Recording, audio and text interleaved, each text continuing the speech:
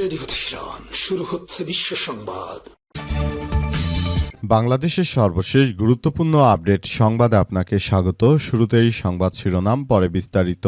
প্রথমেই জানাবো শেখ হাসিনা দেশে ফেরা নিয়ে যা জানালো ভারতের পররাষ্ট্র মন্ত্রণালয়। চলতি বছরের ডিসেম্বরের মধ্যে দেশে ফেরার কথা জানিয়েছেন বাংলাদেশের সাবেক পলাতক প্রধানমন্ত্রী শেখ হাসিনা। সম্প্রতি আন্তর্জাতিক সংবাদ মাধ্যম রয়টার্সকে এক তথ্যে এসব কথা জানিয়েছেন তিনি। তার এমন বক্তব্যের বিষয়ে ভারতের পররাষ্ট্র মন্ত্রণালয়ের মুখপাত্র রণধীর জয়ছাল এক সাংবাদিকদের প্রশ্নের মুখোমুখি হয়েছেন। তিনি এই ব্যাপারে বলেছেন যে এই ব্যাপারে আমাদের দৃষ্টিভঙ্গির কোনো পরিবর্তন হয়নি। শেখ হাসিনা এখন আর আইনগত বাংলাদেশের প্রধানমন্ত্রী নয়। তিনি চাইলেই দেশে ফেরত যেতে পারবেন না। এ ব্যাপারে ভারত আর বাংলাদেশের কোনো কথাই হয়নি। যা বলেছে শেখ হাসিনার সেটি ব্যক্তিগত কথা, এটি নিয়ে ভারত কোনো দায় নিতে পারবে না। এদিকে বন্যায় ক্ষতিগ্রস্ত ৪৩ জেলা, ডুবেছে ১,১৪,০০০ হেক্টরের ফসল। দেশজুড়ে টানা অতি ভারী বর্ষণ এবং বৃষ্টির ফলে এ পর্যন্ত ৪৩টি জেলায় কৃষিখাতে ক্ষতি হয়েছে ১,১৪,৭২৩ হেক্টর ফসলের জমি। এরই মধ্যে সবথেকে বেশি ক্ষতিগ্রস্ত ১৪ জেলার জমির পরিমাণ ১,০৭,৪২৫ হেক্টর। এরপর জানাবো সংসদে শিক্ষামন্ত্রী বললেন পদার্থবিজ্ঞান, হিসাব বিজ্ঞান, যুক্তিবিদ্যা প্রথম পত্র পরীক্ষা ফেরে নেওয়া হবে। অতিবৃষ্টি এবং বন্যার কারণে এইচএসসি পরীক্ষার্থীরা সঠিকভাবে পরীক্ষা দিতে না পারায় চট্টগ্রাম বোর্ডে অনুষ্ঠিত পদার্থবিজ্ঞান, হিসাব বিজ্ঞান ও যুক্তিবিদ্যা এই তিনটি বিষয়ে প্রথম পত্রের পরীক্ষা আবার নেওয়া হবে বলে জানিয়েছে শিক্ষামন্ত্রী ড আনম এহসানুল হক মিলন। আজ জাতীয় সংসদ অধিবেশনে বগুড়া বিশ্ববিদ্যালয় বিল ২০২৬ পাশের আগে দেওয়া বক্তব্যে তিনি এসব কথা বলেছেন। পাশাপাশি শিক্ষামন্ত্রীর পদত্যাগের দাবিতে মাঠে নেমেছে শিক্ষার্থীরা। এবারে জানাবো যারা জনগণের টাকা আত্মসাৎ করবে না তাদের হাতেই নগরীর দায়িত্ব দিতে হবে বললেন সেলিম উদ্দিন। জামাত নেতা সেলিম উদ্দিন জানিয়েছেন যে আমরা বাংলাদেশটাকে এক নতুন অধ্যায়ে সাজাতে চাই। যারা বাংলাদেশের ক্ষতি করছে, যারা দেশের টাকা আত্মসাৎ করেছে, এমন কোনো লোককে দেশের রাষ্ট্র ক্ষমতায় আমরা কখনো বসাবো না। যাদেরকে আমরা ক্ষমতায় বসিয়েছি অবশ্যই তাদের ব্যাপারগুলো আমাদেরকে খুব সুন্দরভাবে পর্যবেক্ষণ করতে হবে। যদি তারা এই বিষয়গুলো এভাবেই চালিয়ে নেয় তাহলে ভবিষ্যতে এটি আমাদের জন্য এক ভয়াবহ বিপর্যয়কর পরিস্থিতির দিকে ঠেলে দিবে। তাই বিষয়গুলো নিয়ে আমরা সবাই খুবই সতর্ক অবস্থানে রয়েছে। আর কোনো চাঁদাবাজ, রাহাজানিকারক সন্ত্রাসীদেরকে ভোট দেব না।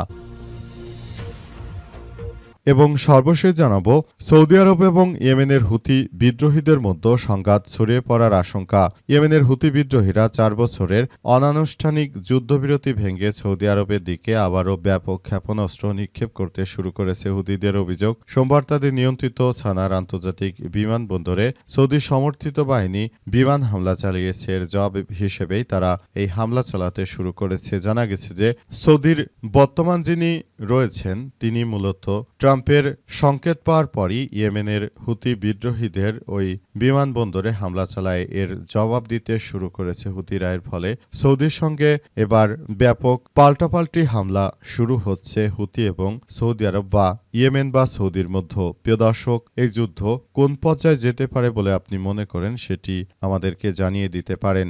এতক্ষণ শুনছিলেন সংবাদ শিরোনাম, এবারে বিস্তারিত। তবে তার আগে বন্ধুরা অনুরোধ থাকবে এই সংবাদটিতে একটি লাইক দিন।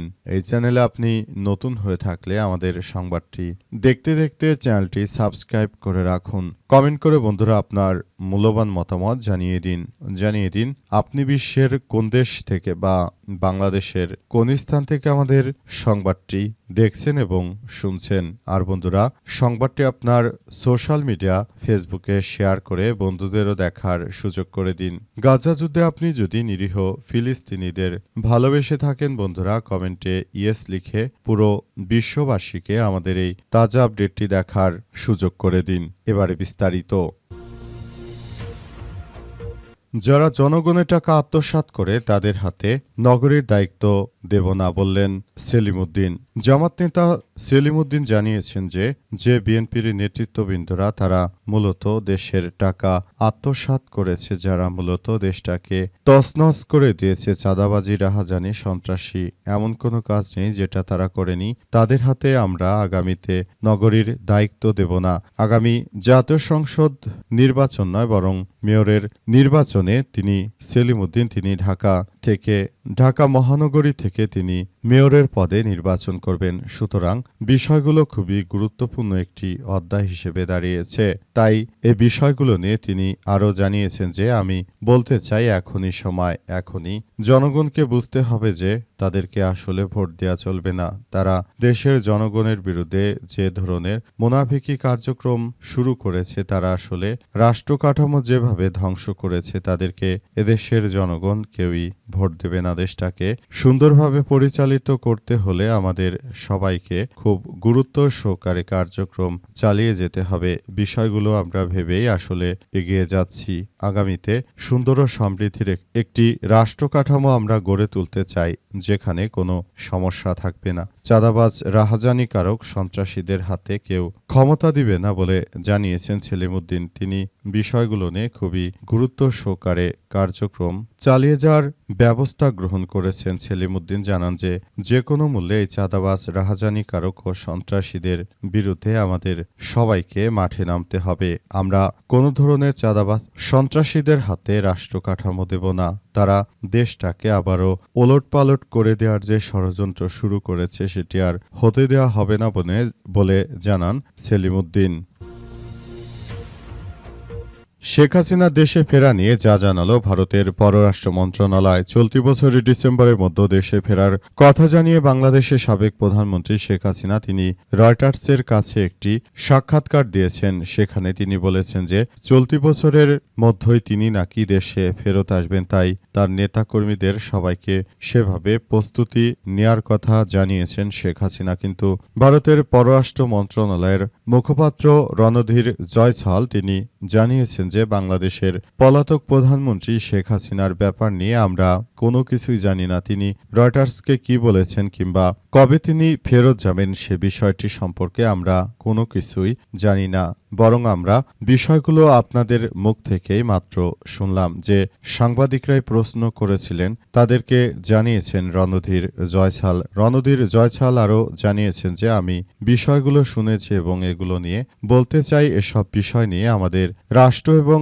সরকার রয়েছে, তারা যথাযথভাবে বলতে পারবে এসব বিষয় নিয়ে। আমাদের পররাষ্ট্র দপ্তর থেকে কোনো কিছু নেই। সুতরাং এগুলো নিয়ে যারা মিথ্যাচার করার চেষ্টা করছে তাদেরকে বলবো আপনারা যথাযথভাবে সত্য কথা বলুন এবং বাংলাদেশের বর্তমান যারা স্বাধীন ও সার্বভৌম সরকার প্রতিষ্ঠিত করেছে সেই বিএনপির সঙ্গে আমরা যথাযথভাবে কাজ করছি, তাদের সঙ্গে আমাদের ইন্টারনাল এক্সটার্নাল কোনো সমস্যা নেই। সুতরাং শেখ হাসিনার বিষয় নিয়ে আমরা কোনো তথ্যই বলতে পারছি না। মুখপাত্র রণধীর জয়সওয়াল সাংবাদিকদের জানান এই ব্যাপারে আমাদের দৃষ্টিভঙ্গির কোনো পরিবর্তন হয়নি। ইস্যু আইনগত ব্যাপার, এটা অনুযায়ী ব্যবস্থা নেবে বাংলাদেশ সরকার। শেখ হাসিনা চাইলেই দেশে ফেরত যাবে না যাবে সেটি সেই বলতে পারে, আমরা এ ব্যাপার নিয়ে তেমন কোনো কথাবার্তা বলতে ইচ্ছুক নই। বন্যায় ক্ষতিগ্রস্ত ৪৩ জেলা ডুবেছে ১,১৪,০০০ হেক্টর ফসল। দেশজুড়ে টানা বৃষ্টিপাতে এ পর্যন্ত ৪৩টি জেলার কৃষিখাত ব্যাপক ক্ষতিগ্রস্ত হয়েছে। আজ এসব এলাকায় মোট ১,১৪,৭৭৩ হেক্টর জমির ফসল ক্ষতিগ্রস্ত হয়েছে। এর মধ্যে সবচেয়ে বেশি ক্ষতিগ্রস্ত ১৬ জেলার জমির পরিমাণ ১,০৭,৪২৫ হেক্টর। একই সময় মৎস্য প্রাণী সম্পদ খাতে প্রায় ৪০০ কোটি টাকার বেশি ক্ষয়ক্ষতি হয়েছে। কৃষি মন্ত্রণালয়ের তথ্য অনুযায়ী দুর্যোগে ৫ লাখের বেশি কৃষক ক্ষতির মুখে পড়েছে। ক্ষতিগ্রস্ত ফসলের মধ্যে রয়েছে আউশ ধান, আমনের বীজতলা, গ্রীষ্মকালীন সবজি, আদা, হলুদ, পেঁয়াজ সহ বিভিন্ন কৃষিপণ্য। মোট ক্ষতিগ্রস্ত জমির মধ্যে ৭৯,৫০০ হেক্টর আউশ ধানের ক্ষেত, ১০,৫০৪ হেক্টর আমনের বীজতলা এবং ১৭,৮০০ হেক্টর গ্রীষ্মকালীন সবজির জমি রয়েছে। বিশেষজ্ঞদের মতে সার্বিকভাবে ফসলে ব্যাপক ক্ষয়ক্ষতি এবং সর্বসংকটের আশঙ্কা করা হচ্ছে।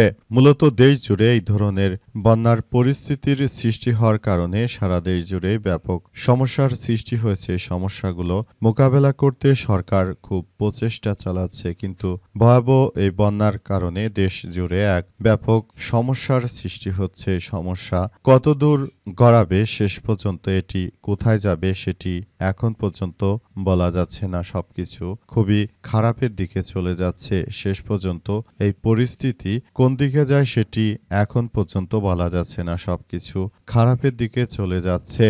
দেখা যাক শেষ পর্যন্ত বন্যা আরও কতটা ক্ষতি করে, এবং সরকারকে এখনই কৃষকদের ভর্তুকি দিতে হবে। তা না হলে কৃষক কিন্তু বাঁচবে না, এবং এর ফলে দেশে আগামীতে আরও বড় ধরনের সংকট তৈরি হতে পারে, বিশেষ করে খাদ্যে। এবার যেহেতু হাওর অঞ্চলে বৃষ্টির পানির কারণে কিন্তু ব্যাপক পরিমাণ ধানের ক্ষতি হয়েছে, এ অবস্থায় আবার নতুন করে বন্যার পরিস্থিতির কারণে মূলত সমস্যাগুলো আরও বাড়ছে।